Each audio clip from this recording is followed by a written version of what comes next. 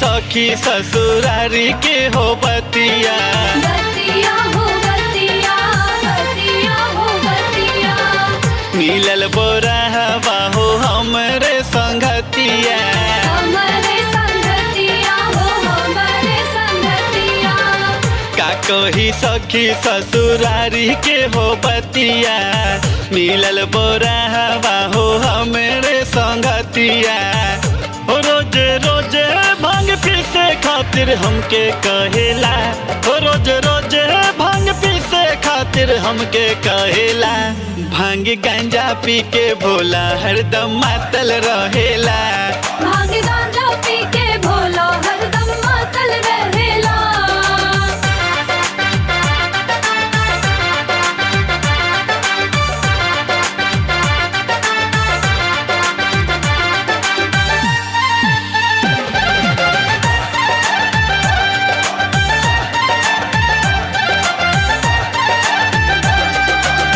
कुछ जे कहेली तो हंस के उड़ावेलन।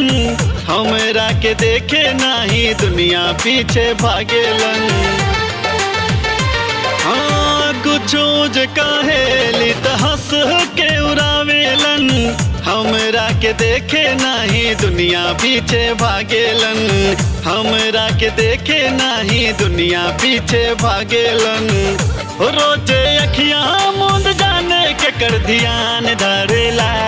रोज अखियां मूंद जाने के कर ध्यान धरेला। भांग गांजा पी के भोला हरदम मातल रहेला।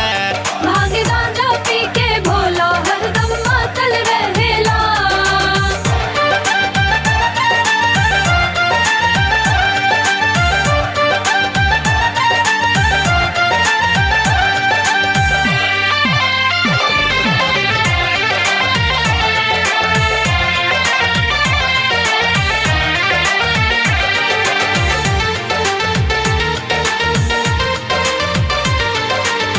परल नौकरा कोनो का पहरा से पाला। पहिरेले भोला हरदम बाग के हो छाला। सखी परल नौकरा कोनो का पहरा से पाला। पहिरेले भोला हरदम बाग के हो छाला। पहिरेले भोला हरदम बाग के हो छाला।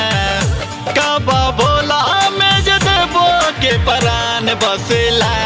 काबा भोला में देबो के परान बसेला। भांग गांजा पी के भोला हरदम मातल रहेला। भांग गांजा पी के भोला हरदम मातल रहेला।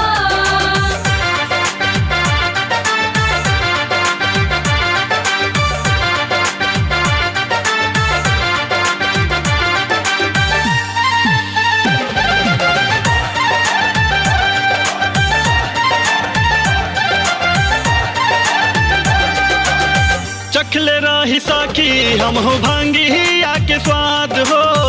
ओहो दिन हमर भइल पूरा बर्बाद हो। एहो चखले रही सखी हम हो भांगिया के स्वाद हो। ओहो दिन हमर भइल पूरा बर्बाद हो। ओहो दिन हमर भइल पूरा बर्बाद हो। ओ भोले भंगिया के नशा सखी रे कैसे सहेला। भोले भंगिया के नशा सखी रे कैसे सहेला।